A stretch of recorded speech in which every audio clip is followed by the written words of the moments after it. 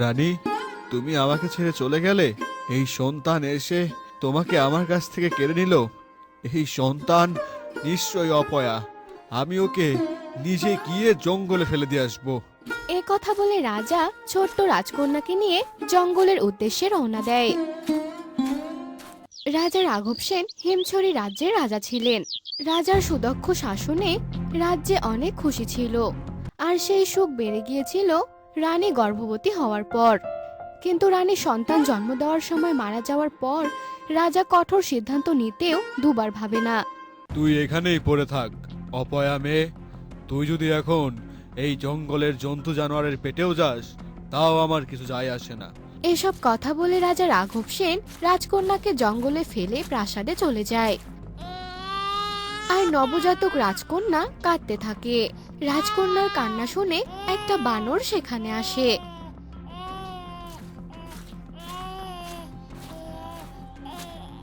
আরে আরে, এই কোন নির্দয় মানুষ এই ছোট্ট বাচ্চাটিকে এখানে ফেলে গেছে?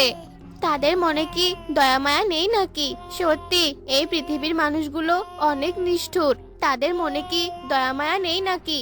এই নিষ্ঠুর মানুষগুলোর জন্যই তো আজ আমার এই অবস্থা। যাই হোক, যাই হোক, আমি এই ছোট্ট বাচ্চাটিকে কোনো জন্তু জানোয়ারের পেটে যেতে দেব না। আমি আগলে রাখবো এই বাচ্চাটিকে। এরপর বানরটি রাজকন্যাকে কোলে তুলে নেয়, আর বানর রাজকন্যাকে নিয়ে একটি গুহায় যায়।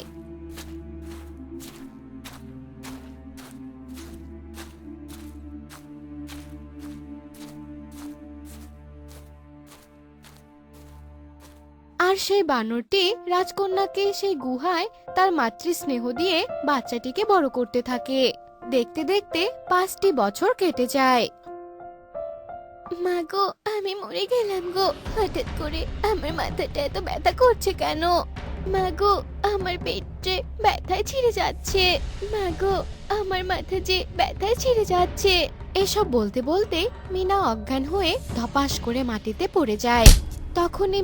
তখনই মিনার কপাল দিয়ে উজ্জ্বল আলো প্রকট হয়, আর তার কপালে একটি চোখ ভেসে ওঠে, যা দেখে বানর ভীষণ অবাক হয়ে যায়। আরে আরে, এই তো সেই ত্রিনয়নী কন্যা। এর জন্যই তো আমি আমার আসল রূপ ফিরে পাবো। আর দেরি নয়, আমি এক্ষুনি এর আলো থাকা অবস্থাতেই ওর স্পর্শ নেই। এ কথা বলে বানর দ্রুত মিনার হাত তার কপালে ছোঁয়ায়, আর স্পর্শ পাওয়ার সঙ্গে সঙ্গে বানরটি একটি সুন্দর গোলাপি পরীতে পরিণত হয়। তার কিছুক্ষণ পরই আর মিনারও জ্ঞান ফিরে আসে। মারে, এই তো তোর জ্ঞান ফিরেছে। তোর মাথার ব্যথা কমেছে তো? হ্যাঁ, তা তো কিছুটা কমেছে, কিন্তু তুমি কে? তোমাকে তো মনে হচ্ছে তুমি একটা পরী। কিন্তু তুমি এখানে কেন? আমার মা কোথায়? হ্যাঁ, আমি পরী, তুই ঠিক দেখেছিস। আর হ্যাঁ, আমি হলাম তোর মা। এটা কি করে সম্ভব? তুমি তো একটা পরী, আর আমি একটা মানুষ কন্যা। একটা মানুষ কন্যা পরীর সন্তান কি করে হয়? তুমি আমাকে ভুলভাল কেন বোঝাচ্ছ? আমাকে একদম ভুলভাল বোঝাবে না কিন্তু। আমার মা তুমি নও, আমার মা একজন বানর। বলো, আমার মা কোথায়? পাগলি মেয়ে, শোন আমার কথা। হ্যাঁ, আমি বানর হয়েছিলাম, আর তোর স্পর্শ পেয়ে আমি আমার পরীর রূপ ফিরে পেয়েছি। কি সব বলছো তুমি? হ্যাঁ, আমি তো কিছুই বুঝতে পারছি না। এমন ধোঁয়াশা না করে পুরো ঘটনা আমাকে খুলে বলো তো। তবে শোন, আমি হলাম গোলাপি পরী। আমি কিছু বছর আগে পরীর রূপ নিয়ে এই পৃথিবী ভ্রমণে চলে এসেছিলাম। তারপর আর পরীর রাজ্যে ফিরতে পারিনি, কারণ এক শয়তান তান্ত্রিক আমাকে জাদু করে বানর বানিয়ে রেখেছিল।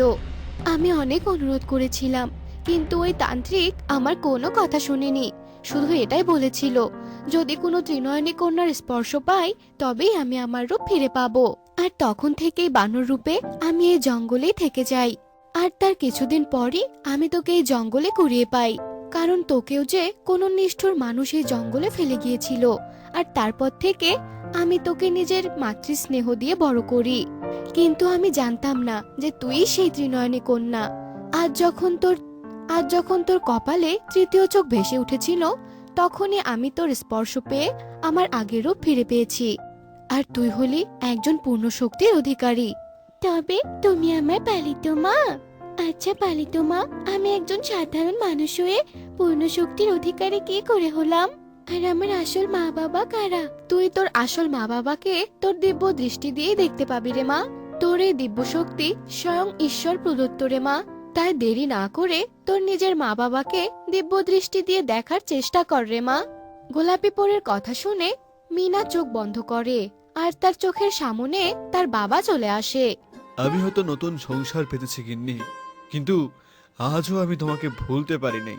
আমি আজও তোমাকে ঠিক তেমনই ভালোবাসি যেমন আগে বাসতাম। কিন্তু ওই অলক্ষী মেয়েকে জন্ম দিতে গিয়ে তুমি আমাকে ছেড়ে চলে গেলে, তাই আমি ওই অলক্ষী কন্যাকে ফেলে দিয়ে এসেছি ওই জঙ্গলে। এসব দেখে মিনা অস্থির হয়ে চোখ খুলে আর গোলাপি পরীকে সব কথা খুলে বলে। অস্থির হোস না রে মা, তোর বাবা তোর দিব্য শক্তির বিষয়ে কিছু না জেনেই তোকে জঙ্গলে ফেলে গিয়েছিল। তুই কোনো চিন্তা করিস না রে মা, আমি তোকে তোর বাবার কাছে নিয়ে যাব আর তোর পূর্ণ শক্তির সমস্ত কথা খুলে বলে তোর বাবার কাছে দিয়ে আসব। নিশ্চয়ই তোর বাবা তার নিজের ভুলের জন্য কপাল চাপকাবে আর তোকে বুকে টেনে নেবে। আর তোকে তোর বাবার হাতে তুলে দিতে পারলেই আমার যে দায়িত্ব শেষ। এসব কথা বলে গোলাপি পরী মিনাকে নিয়ে হিমছড়ি রাজ্যের দিকে রওনা হয়। আর ঠিক তখনই মিনার কপালে ব্যথা শুরু হয়। অনেক কষ্টে মিনা তার চোখ দুটো বন্ধ করে আর দেখতে পায় অনেক কষ্টে আমি তোর সন্ধান পেয়েছি। আমি জানি তোর কাছেই ওই অমৃত আছে, যে অমৃত খেলে অমর হওয়া যায়।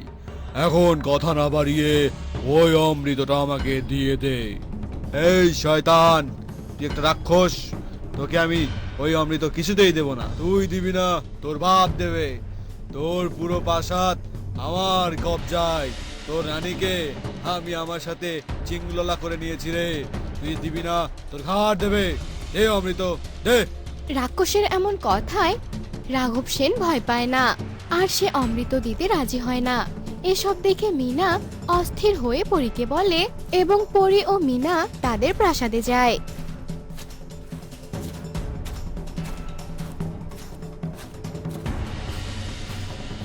এবং মিনা তার শক্তি বলে সেই রাক্ষসকে হত্যা করে।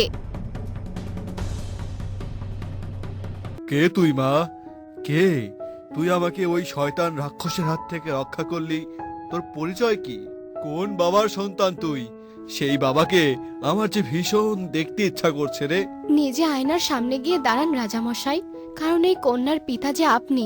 এরপর গোলাপি পরী তার সমস্ত ঘটনা খুলে বলে এবং রাজা রাঘব সেন তার চোখের জল ফেলতে থাকে। আমাকে তুই ক্ষমা করে দে মা। আমি তোকে জঙ্গলে ফেলে দিয়ে অনেক বড় ভুল করেছি, কিন্তু আর নয়। এখন তোকে আমি এই রাজপ্রাসাদের যোগ্য মর্যাদায় রাখবো।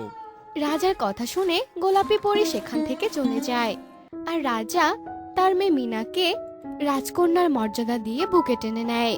তো বন্ধুরা, আমাদের আজকের এই গল্পটি তোমাদের কাছে কেমন লেগেছে তা কমেন্টে জানাতে ভুলো না কিন্তু। বউ, ও বউ, কোথায় গো তুমি? এই তো আমি রান্না করছিলাম। কি হলো, এত ডাকছো কেন? বউ, আমি মাঠে যাচ্ছি গো। জমিতে যে গাজরগুলো সব পেকে যাচ্ছে গো। আজ বরং গাজরগুলা উঠিয়ে বাজারে বিক্রি করতে নিয়ে যাব। আচ্ছা যাও, আমি রান্না করে নেই, এসে খেয়ে যেও। আচ্ছা ঠিক আছে, তবে তুমি যাও। অনেক গাজরই তো উঠালাম, আর একা একা হয় না। গাজরে যে অনেক মাটি আছে, আশেপাশে কোনো পুকুর থাকলে একেবারে ধুয়ে নিয়ে যেতে পারতাম। রমিজ ভাই, এবার গাজরের যে দাম, তুমি তো একেবারে লালে লাল হয়ে যাবে গো।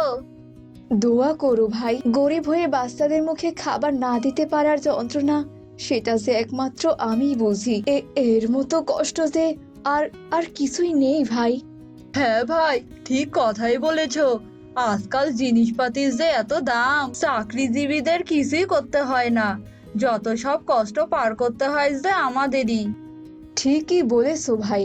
জানি না এই গাজরগুলো কত দামে বাজারে বিক্রি করতে পারবো। ভাই, এই গাজরগুলো কোনো পুকুর থেকে পরিষ্কার করে তারপর বাজারে নিয়ে যাও, তাতে তোমার কষ্ট একটু কম হবে। কিন্তু ভাই, আশেপাশে তো কোনো পুকুর দেখছি না, তাহলে নিয়ে যাব কোথায়? আর আমাদের বাড়ির চারপাশে তো কোনো পুকুর নেই। রমিজ ভাই, ওই যে জঙ্গল দেখছো? হ্যাঁ, ওই জঙ্গলের ভিতরে একটা পুকুর আছে। আমি একদিন দেখেছিলাম, কিন্তু আমি কোনোদিনও যাইনি ওই পুকুরে। আমাদের পুকুর আছে তো, তাই আর যাওয়া হয়নি। ভালো উপকার করলে ভাই। তাহলে আমি বরং গাজরগুলা ওই পুকুর থেকেই ধুয়ে আনি।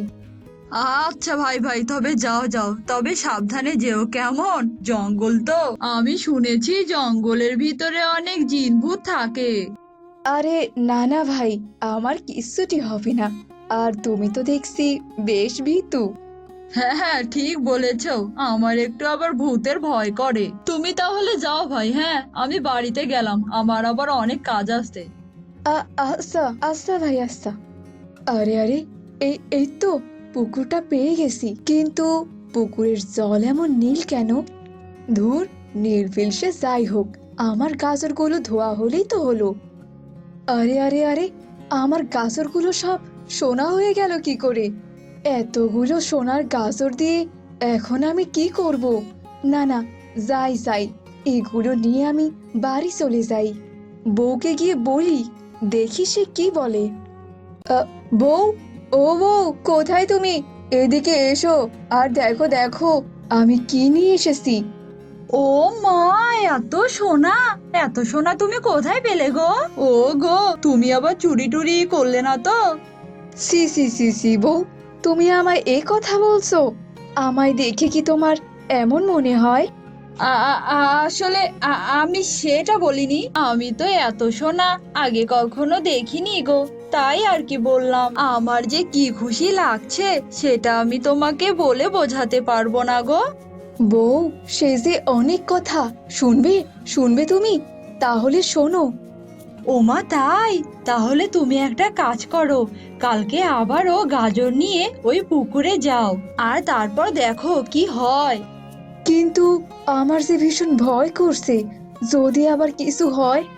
ভিতর ডিম, আগে গিয়ে তো দেখো। আর তাতেই তুমি ভয় পাচ্ছ?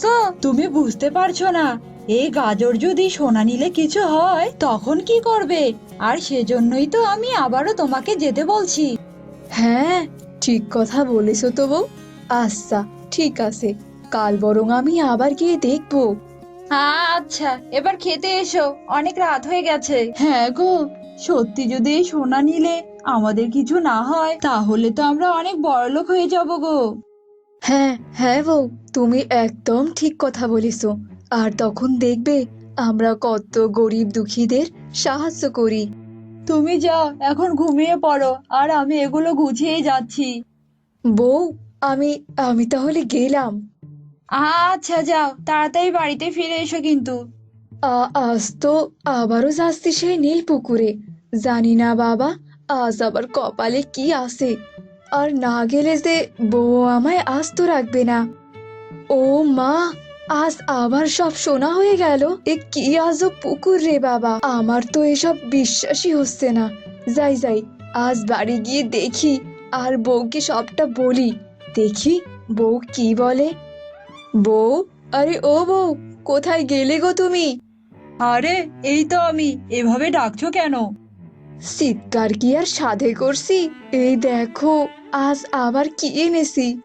ও মা, কি গো? ওটা আবার কি পুকুর গো, যে কিছু ধুলেই সোনা হয়ে যাচ্ছে? জানি নে গো বউ, আমার যে আর কিছুই ভালো লাগছে নে। এবার তো আবার সত্যি সত্যি খুব ভয় করছে। আরে ভয়ের কিছু নেই, কালকে আমাকে ওই পুকুরের কাছে নিয়ে যেও তো। আমার যে পুকুরটা দেখতে খুবই ইচ্ছে করছে। আচ্ছা আচ্ছা, তোমাকে তাহলে আমি কালকেই নিয়ে যাব। ও মা, এটা তো দেখছি নীল জলের পুকুর। আমি তো এমন পুকুর আগে কখনো দেখিনি। এ আবার কেমন পুকুর গো? আরে আরে, তুমি আবার কি করে পড়লে? একটু দেখে চলবে তো নাকি? পড়েই যখন গিয়েছি, তবেই নীল জলে একটা ডুব দিয়ে যাই, কি বলো? আচ্ছা, ঠিক আছে, তোমার যখন এত ইচ্ছে করছে তখন একটা ডুব দাও না হয়। আরে, এ আবার কি হলো? আমার বউটা যে সোনা হয়ে গেল। এখন আমি কি করব? বউ, ও বউ, আমি তোমাকে এখন মানুষ করব কি করে? এভাবে একা একা বসে এখানে কাঁদছো কেন তুমি? কিসের এত কষ্ট তোমার? আমার বউটা এই নীল জলে পড়ে যে সোনার পুতুল হয়ে গেছে। আমি তাকে এখন কি করে আগের রূপে ফিরিয়ে আনবো? এটা মায়াবী পুকুর, সেটা কি তুমি জানো না? এই পুকুরে তুমি যে জিনিস ডোবাবে সেই জিনিসটাই সোনার হয়ে যাবে। আচ্ছা, তুমি কে? আর তুমিও তো দেখছি একটা সোনার হরিণ। তাহলে কি তুমিও এই পুকুরে পড়ে গিয়েছিলে? না, আমি এই মায়াবী পুকুর পাহারা দেই। মায়াবী রাজ্যেই আমার বসবাস।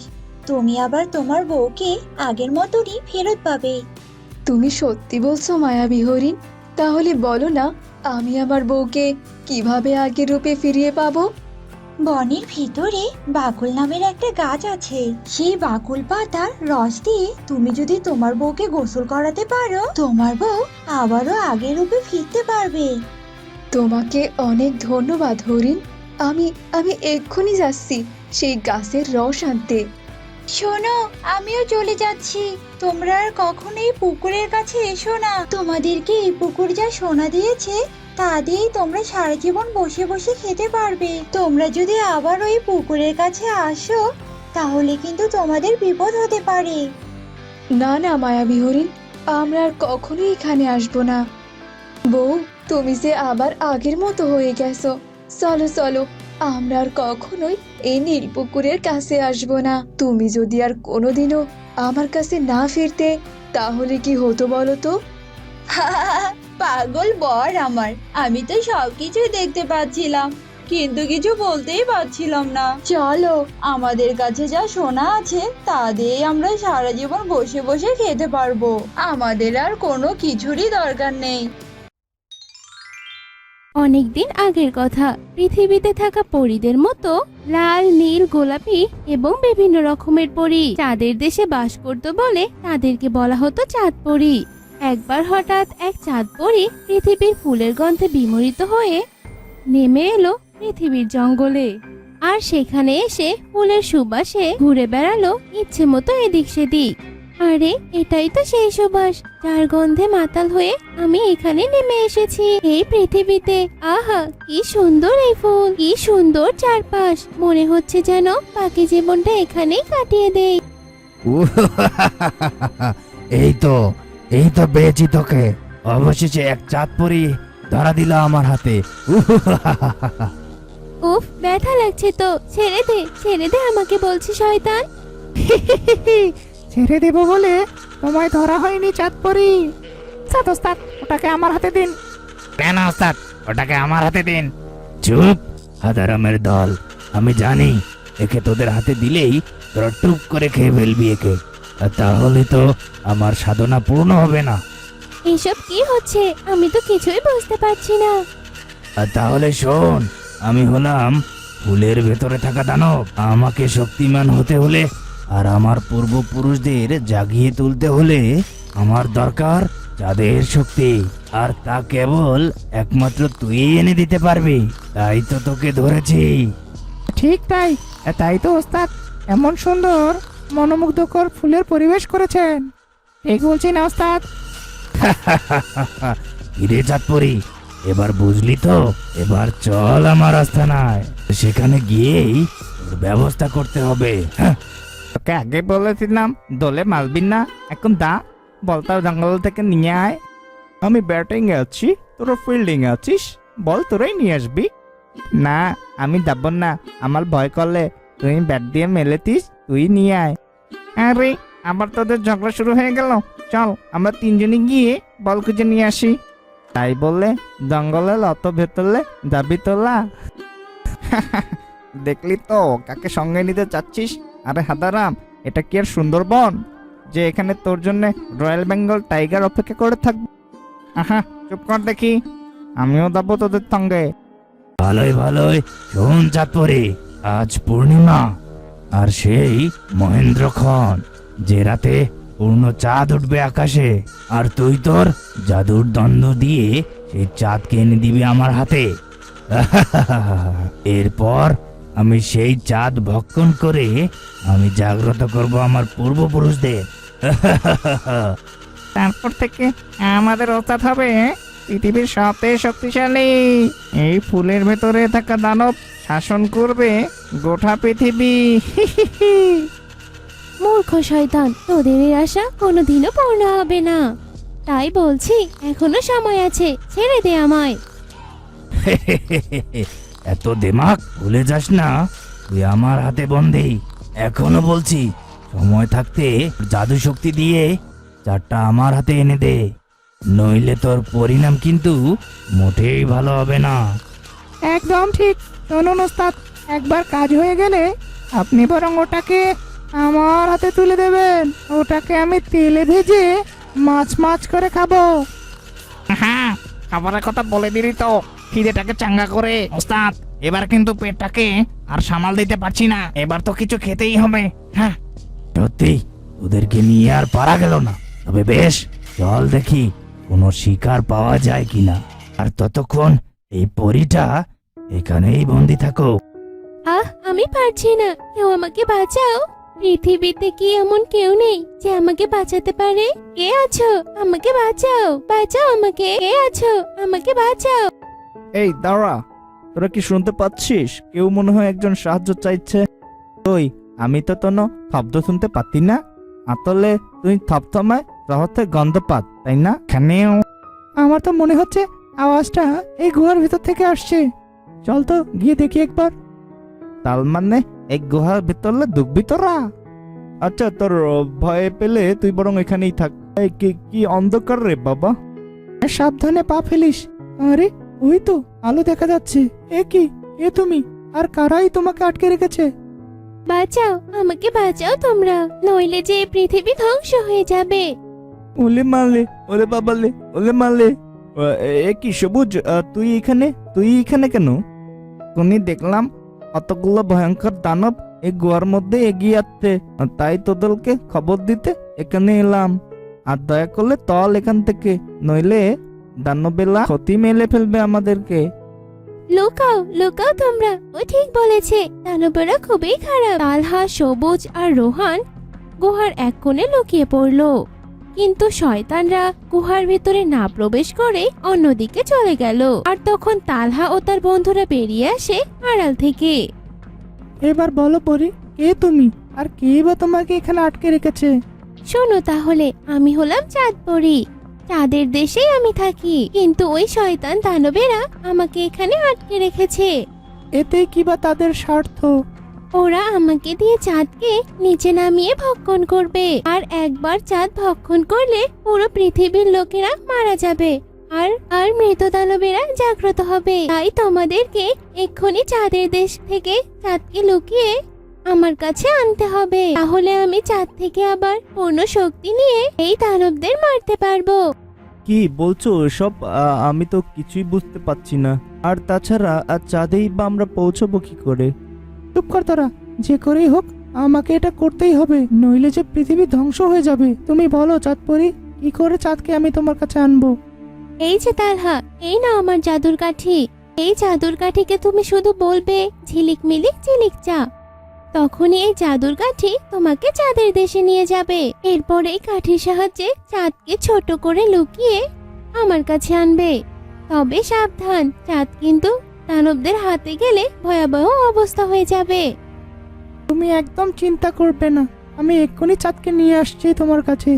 আর হ্যাঁ, ততক্ষণে তোরা চাঁদপরির লোহার খাঁচাটা নিয়ে গুহা থেকে বাইরে যেয়ে লুকিয়ে থাক।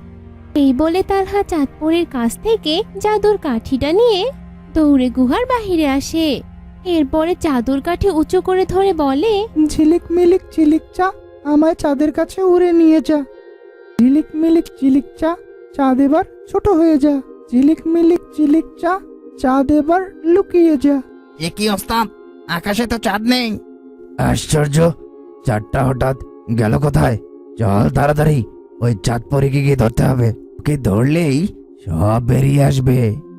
ঝিলিক মিলিক ঝিলিক চা, আমাকে এবার চাঁদপরির কাছে নিয়ে যা। ওস্তাদ, পরিটাকে তো দেখছি না। কার এত বড় সাহস আমার গুহায় এসে চাঁদ পরীকে চুরি করে নিয়ে গেছে?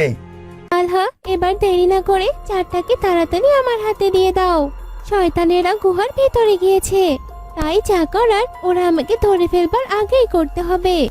এই কথা বলতেই তার হাত চাঁদটা তুলে দিল চাঁদপরীর কাছে। আর এদিকে চাঁদ হাতে পেয়ে চাঁদপরী আবারও পূর্ণ শক্তি ফিরে পেল।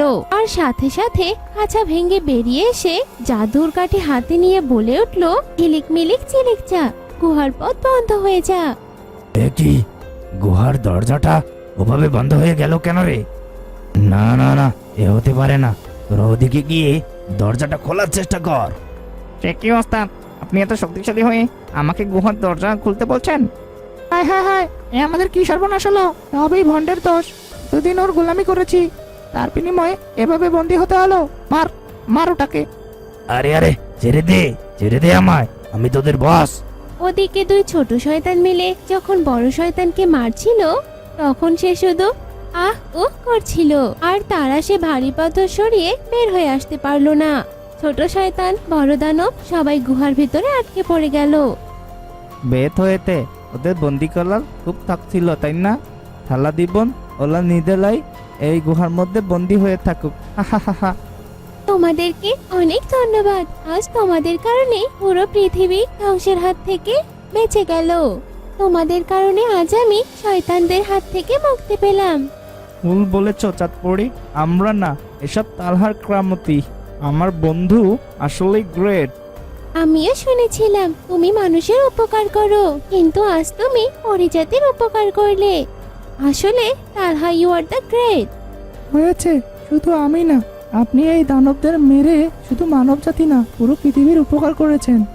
তবে এবার আপনার চাঁদের দেশে ফিরে যাওয়া উচিত। এই শুনে চাঁদপরি তার জাদুর কাঠি দিয়ে চাঁদের দেশে ফিরে গেল। আর এভাবেই তালহার সাহায্যে চাঁদপরি ও চাঁদ মুক্তি পেল শয়তানদের হাত থেকে। তো বন্ধুরা, আমাদের চাঁদপরির গল্পটি এখানেই শেষ। তো বন্ধুরা, আজকে আমাদের গল্পটি তোমাদের কাছে কেমন লেগেছে তা কমেন্টে জানাতে ভুলো না কিন্তু।